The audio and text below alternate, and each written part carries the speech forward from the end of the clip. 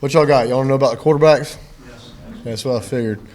Me and Coach Morris, obviously today was the last day that we'll really, evaluate those guys. And, like we've said all along, hopefully sooner than later we'll be able to name somebody. We'll sit down as a staff and, talk about it with Coach Morris. And I know Coach has probably told you that, he has one more vote than everybody else. So, all we can do as a quarterback room is continue to get better, and whoever we decide to go with, they got to be in a position to lead our offense and get our unit in the end zone. That's the main thing. So that's where we're at. I'm hoping that next couple of days we'll know something.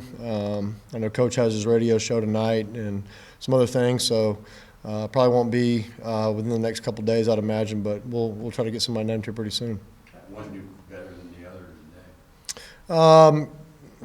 It's so hard to tell, to be honest with you. I know that Ben had a couple times where he pulled the ball down and ran, and Coach has a quick whistle, which I'm totally fine with that. We can't afford to get any one of those guys hurt. We had a coming out situation where Nick wanted to run a quarterback sneak, and I wouldn't let him. Just those kind of situations right now is just not necessary to get those guys in, put those guys in jeopardy. So we'll go back and look at the film. I do know that there was a couple drops. Obviously, we limited some guys today as well. We couldn't afford to lose anybody else. I mean, it feels like every time we go scrimmage, we lose a couple guys. So it's been tough, but today was good because we didn't get anybody hurt, and that was the main focus of today, was to get our work in, make sure we get good work, but keep everybody healthy, and that's what we were able to do with holding some guys out on the offensive line, at receiver, and at running back. So. We got to get our best unit on the field next week and be ready to go. How many plays did you run? It was about 80 scripted. I don't know if we got to all of them or not, but it was about 80 that we, had originally planned on running. I'm not sure exactly what the number was. It might be a weird question, but do you guys solicit feedback from the wide receivers, like when you guys feel on the quarterback, it's trying an effort, or is it all coach? No. No, film says enough, and we're out there with those guys, and Coach is in just about every one of our quarterback meetings and hearing the questions I'm asking and seeing who's answering them right, and everything counts, and whoever we put out there, I don't really, the receivers don't really have a say so, and so whoever we put out there, they seem to worry about their job and catch the ball and make plays and go score touchdowns. Last year, both quarterbacks played the opener. Do you foresee that happening? We'll see. Again, we'll talk to Coach. I'll talk with him.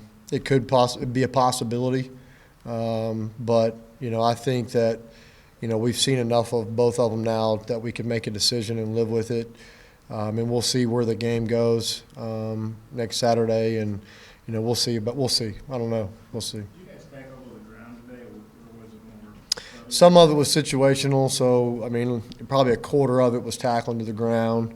Others was quick whistles. So Coach Morris, again, I'm totally great with it. We couldn't afford to get anybody else hurt, so some periods we said, let's stay up, keep them off the ground, what we call track to the ball, and we were able to keep some guys off the ground by doing that and avoid any more injuries. So, I think that was good for us today to kind of mix it up.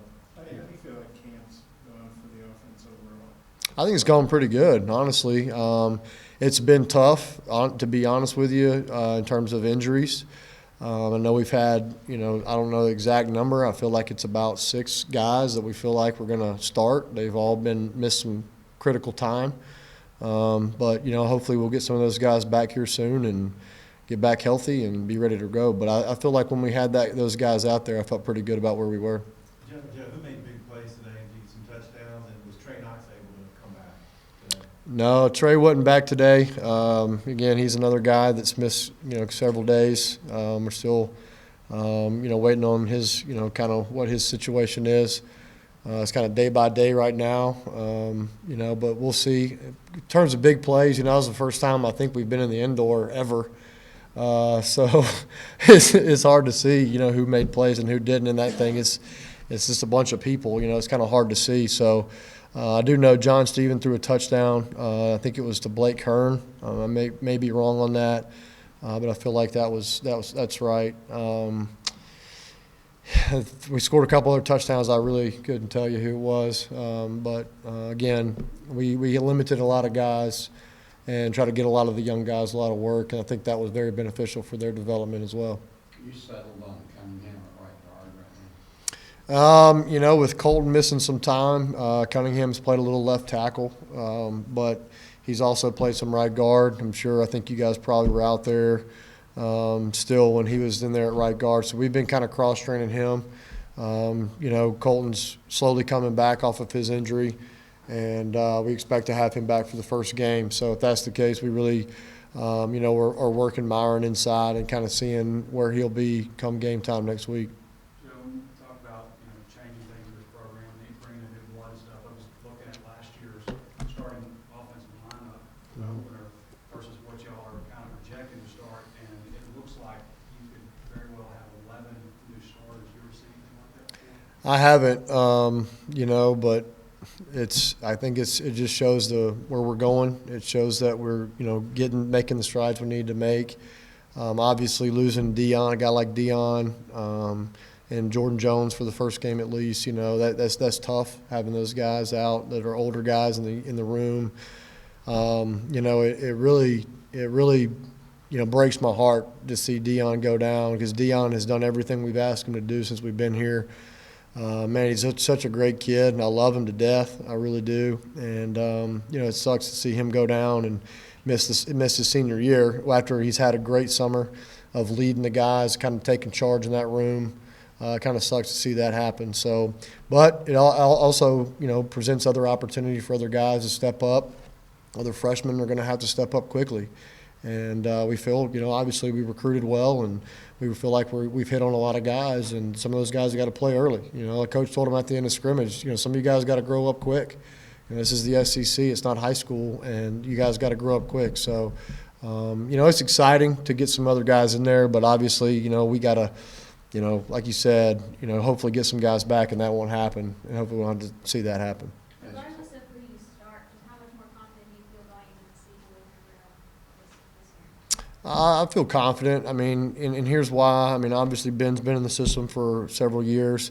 Nick has come in and learned it very quickly. I've been very impressed with how intelligent he is and how quickly he's picked up our offense. I'm just really, you know, challenging Nick and all those guys really just to, you know, get the finer details of the offense down, the small stuff. You may be out there with a guy like a Monte Spivey at running back, and you might have to tell him what to do. You know, just so I'm challenging those guys to just know every detail of our offense to try to help them when they're out there. John Stephen, again, he's done some really good things. He's really put some pressure on us to really give him a shot. And so, you know, I'm really proud of my room. I think I'm a lot more confident. Obviously, John Stephen, year or two in the offense, Nick coming in and being smart, you know, and learning it quickly, and Ben obviously been in it for so long. Is Clary starting to emerge as kind of a third-year guy that's taking his lungs? Yeah, he is. We've really challenged Ty to be a leader up front, make the calls, get us going in the right way, doing, you know, the little things off the field, challenging guys in the meeting rooms and those kind of things. I think on the field, Ty definitely knows where we're going. He gets us in the right calls, right points, and does the things we're asking him to do. So I definitely think he's making some strides and understanding he's a veteran guy now, and he's going to have to lead that unit up front. Speaking of Spivey, we haven't heard much about him this fall camp. Do you feel like he's at a place where he could see some time in the opener? Yeah, you know, he's going to have to. He's dealt with a little bit of a rib deal, nothing serious, but he's tried to play through the pain and do those kind of things. I know the first scrimmage, it was pretty hot out there, and he got a little, you know, overheated or whatever it was. He only played about 8 to 10 plays. So he's slowly coming along. It's going to take a little time, but hopefully we can get him in and get him some reps and some valuable playing experience. In terms of turnovers, were there any turnovers today in the scrimmage? And you feel like you guys have been doing a better job of taking care of the ball since the last time I talked to you? Yeah, I mean, we have. There's been days where we haven't. There's been days where we've had 0 turnovers. I think today we may have 1. I think it was a tip ball. So we've done a pretty good job of taking care of the ball. Again, we're still harping on that, and it's a big deal for me. It's a big deal for our coaches, our offensive coaches, Coach Morris. If we can take care of the ball and not put our defense in a bad spot, those guys are pretty good. So we don't want to put them in a bad spot. And if we continue to take care of the ball like we have, we'll make tremendous strides from last year being almost dead last in the country turning the ball over. I guess you guys will get in the stadium Saturday, the first time since the grass field got laid out. What's your feelings about grass and fields, and what you're doing Saturday, kind of what's the value of that? Yeah, I mean, honestly, I'd hope that we've trained our players to play on anything. It doesn't matter what we're playing on. I actually personally like it. I like the grass. I think that's, you grow up playing football on grass. At least in my generation nowadays, everybody has turf fields. So I like it. I think it looks great. We were out there for picture day. It looked good. I think the field's been raised up a little bit, give a little bit more, fans some closer looks at the plays and stuff like that, and up close and personal looks at the players and making plays and tackles and all that kind of stuff. So I think it'll be fun. It looks good. Can't wait to see it painted up, and we'll see what it looks like on Saturday. But I'm excited about it, honestly. I like playing on natural grass. What do you get out of a Beanie Bowl? Is Beanie Bowl a Chad thing, or is that just a long time? I don't know who came up with it. I think it's even before Coach Sweeney at Clemson. I think they were calling it that. And I know, Rick Stockstill was my head coach at Middle Tennessee, and he was a Clemson guy, South Carolina guy, and he actually called it a Beanie Bowl. So, it's all I've ever known it to be honest with you. I don't know who started that name or what, but you don't get much out of it other than just kind of a dress rehearsal of the game. Everybody knows where they're going. So you kind of cut out all the stuff that where people don't know where they're going, people don't know where to line up, people don't know where to warm up, people don't know where to sit on the sidelines. It's all those kind of things. We stage a fight in there, so two guys get in a fight. Coach calls everybody up, tells them, hey, this happens, you're ejected, you miss a certain amount of time, miss the next game or whatever. So a lot of it's scripted, a lot of it's just going through everything, making sure all of our guys understand what we're doing when we go into a game. You mentioned Middle Tennessee. I think Blake Anderson was the assistant there your freshman year. Is that right? And I saw you tweeted out some when his wife passed away. Kind of what's your relationship with Blake, and how well did you know his wife, and kind of what, I guess, your feelings about all that? Yeah, that's a tough question for me, to be honest with you. Coach Anderson recruited me. I would not be here today without him, and it's really sad to see that happen. And Miss Wendy was a great person. I remember her through the recruiting process. I remember her being around a lot with the team. It's really sad. It's my heart goes out for Coach. And again, I would not be standing here in front of you today without Blake Anderson giving me a shot to play college football.